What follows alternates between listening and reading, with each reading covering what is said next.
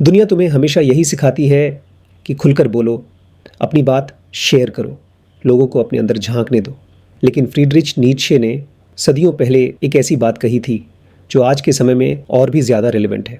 उन्होंने कहा था कि हर इंसान के अंदर एक प्रोटेक्टेड इनर वर्ल्ड होनी चाहिए, एक ऐसी जगह जहां सिर्फ वो खुद रहता है। जब तुम हर चीज़ हर किसी को बताने लगते हो तो तुम अपनी सबसे बड़ी ताकत को खुद ही कमज़ोर कर देते हो। आज इस वीडियो में हम बात करेंगे उन 7 चीज़ों के बारे में जो तुम्हें कभी किसी को नहीं बतानी चाहिए, और इसके पीछे की साइकोलॉजी इतनी डीप है कि एक बार समझ गए तो तुम लोगों को देखने का नज़रिया हमेशा के लिए बदल जाएगा।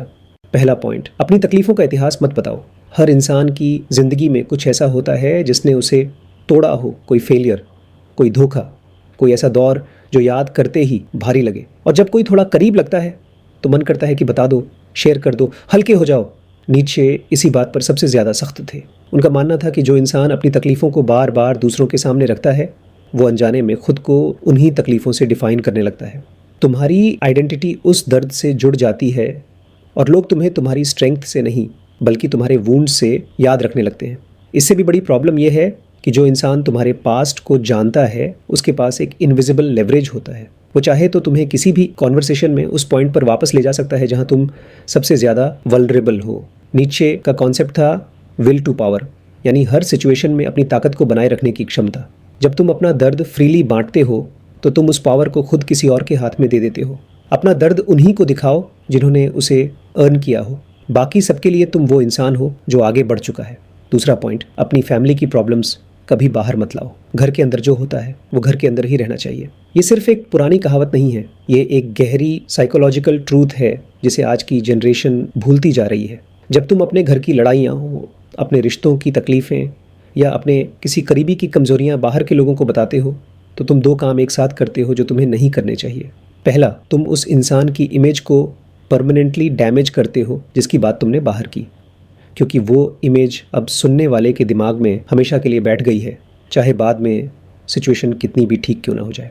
दूसरा, तुम खुद को एक ऐसे इंसान के रूप में प्रेजेंट करते हो जो अपने घर की बात बाहर ले जाता है, और इससे लोगों का तुम पर भरोसा कम होता है, बढ़ता नहीं। नीत्शे का एक बहुत इंपॉर्टेंट कॉन्सेप्ट था कि हर मजबूत इंसान अपनी दुनिया को खुद डिफाइन करता है। वो बाहर के लोगों को ये पावर नहीं देता कि वो उसके सबसे प्राइवेट सर्कल्स को जज करे। जितना तुम शेयर करते हो उतना ही तुम उन लोगों को मटेरियल देते हो जो तुम्हारी ज़िंदगी में डायरेक्टली इन्वॉल्व नहीं है। अपने घर को अपनी सबसे प्राइवेट जगह रहने दो और उसकी डिग्निटी को बाहर की हवा से प्रोटेक्ट करो। तीसरा पॉइंट, अपने स्पिरिचुअलिटी या बिलीव्स को पब्लिकली प्रूव मत करो। चाहे तुम किसी रिलीजन को फॉलो करते हो, किसी फ़िलॉसफी को या किसी पर्सनल बिलीफ सिस्टम को, उसे दुनिया के सामने जस्टिफाई करने की कोई ज़रूरत नहीं है। नीत्शे ने अपनी पूरी ज़िंदगी में यही किया। उन्होंने हर उस आइडिया को चैलेंज किया जिसे बिना सोचे समझे एक्सेप्ट कर लिया गया था। लेकिन उनकी असली बात यह थी कि हर इंसान का इनर वर्ल्ड उसका अपना होना चाहिए, किसी डिबेट का सब्जेक्ट नहीं। जब तुम अपने बिलीव्स को पब्लिकली अनाउंस करते हो तो तुम उन्हें ऑटोमेटिकली एक ऐसी जगह रख देते हो जहां हर कोई उन पर ओपिनियन दे सकता है, जज कर सकता है या उन्हें चैलेंज कर सकता है। और अक्सर ऐसी डिस्कशंस तुम्हारे बिलीव्स को मजबूत नहीं करती बल्कि तुम्हें डिफेंसिव बना देती हैं। तुम वो समय और एनर्जी उन लोगों को एक्सप्लेन करने में लगाते हो जो एक्चुअली समझना नहीं चाहते, वो सिर्फ आर्ग्यू करना चाहते हैं। इससे भी ज़्यादा डेंजरस ये है कि जब कोई तुम्हारे बिलीव्स को अटैक करता है और तुम रिएक्ट करते हो तो तुम उन्हें यह दिखा देते हो कि वो तुम्हें कहाँ से अफेक्ट कर सकते हैं। जो चीज़ तुम्हारे अंदर से आती है और तुम्हें स्टेबल रखती है उसे बाहर की हवा लगाने की ज़रूरत नहीं, उसकी ताकत इसी में है कि वो तुम्हारी है। चौथा पॉइंट, ओरिजिनल पॉइंट, अपनी हर कमज़ोरी को सबके सामने मत रखो। आज का ज़माना कहता है कि अपनी वल्नरेबिलिटीज़ ओपनली शेयर करो, इससे लोग तुम्हें ऑथेंटिक मानेंगे। लेकिन नीत्शे की फ़िलॉसफ़ी में बैलेंस सबसे ज़रूरी था। हर इंसान को अपनी कमज़ोरियाँ पता होनी चाहिए, उन पर काम भी करना चाहिए, लेकिन उन्हें शेयर करने का हक सिर्फ उन्हीं लोगों को है जिन्होंने वो ट्रस्ट अर्न किया हो। क्योंकि दुनिया में 2 तरह के लोग होते हैं, एक जो तुम्हारी कमज़ोरी सुनकर तुम्हारे साथ खड़े होते हैं और दूसरे जो उसी कमज़ोरी को सही समय पर वेपन की तरह इस्तेमाल करते हैं। और तुम पहले से नहीं जान सकते कि सामने वाला किस कैटेगरी में है। ट्रस्ट स्लोली बिल्ड होता है, फ्रीली नहीं दिया जाता। जो बात एक बार मुंह से निकल गई वो कभी पूरी तरह वापस नहीं आती। 5वां पॉइंट, अपने रिलेशनशिप्स की इनसाइड डिटेल्स मत बताओ। कोई भी रिलेशनशिप, चाहे फ्रेंडशिप हो, रोमांटिक हो या प्रोफेशनल, उसके अंदर जो होता है वो एक सेक्रेड स्पेस होता है जिसे प्रोटेक्ट किया जाना चाहिए। लेकिन ज़्यादातर लोग यही गलती करते हैं कि जो सबसे करीबी रिश्ता होता है, उसकी सबसे इंटीमेट डिटेल्स वो किसी तीसरे के साथ शेयर कर देते हैं। और ये शेयरिंग एक बार नहीं, बार बार होती है, हर उस मोमेंट में जब कोई तकलीफ़ हो या कोई आर्ग्यूमेंट हो। इससे क्या होता है, वो तीसरा इंसान जो एक्चुअली उस रिलेशनशिप का हिस्सा नहीं है, वो धीरे धीरे उस रिलेशनशिप को शेप करने लगता है। उसकी ओपिनियंस, उसकी जजमेंट्स, उसकी एडवाइस, सब कुछ उस रिलेशनशिप के अंदर घुस जाता है।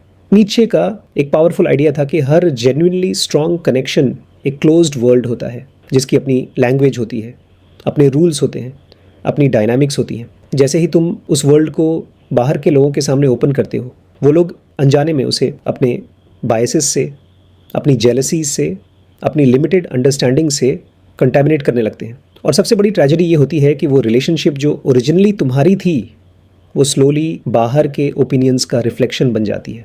जो कनेक्शन तुम्हारे लिए सबसे ज़्यादा मैटर करता है, उसे सबसे ज़्यादा प्रोटेक्ट करो। 6th पॉइंट, अपनी असली प्रायोरिटीज़ और वैल्यूज़ किसी को क्लियरली मत बताओ। ये पॉइंट सबसे सटल है, लेकिन साइकोलॉजी की दृष्टि से सबसे ज़्यादा पावरफुल भी। जब लोग ये जान जाते हैं कि तुम्हारे लिए सबसे ज़्यादा क्या मैटर करता है, चाहे वो तुम्हारी एम्बिशन हो, तुम्हारा कोई ड्रीम हो, तुम्हारा कोई करीबी रिश्ता हो या कोई डीप इनसिक्योरिटी, तो वो जान जाते हैं कि तुम्हें कहाँ से रीच किया जा सकता है, कहाँ से अफेक्ट किया जा सकता है और कहाँ से मैनिपुलेट किया जा सकता है।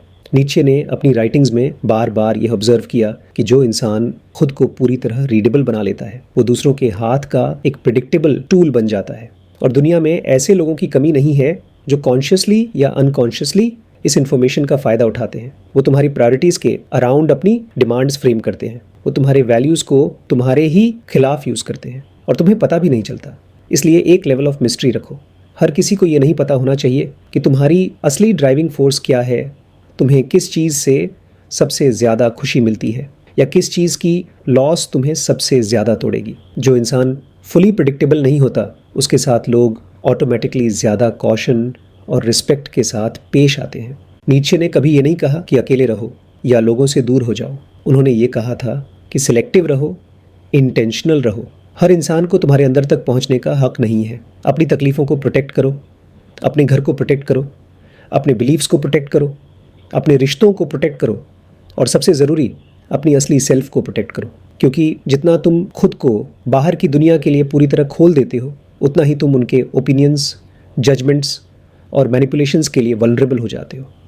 सबसे स्ट्रॉन्ग लोग अक्सर सबसे ज़्यादा शांत होते हैं, इसलिए नहीं कि उनके पास कहने को कुछ नहीं है, बल्कि इसलिए कि वो जानते हैं कि किसे, क्या और कितना बताना है। ये व्हाट्सएप नंबर है, इस पर मैसेज करके आप जानकारी ले सकते हैं।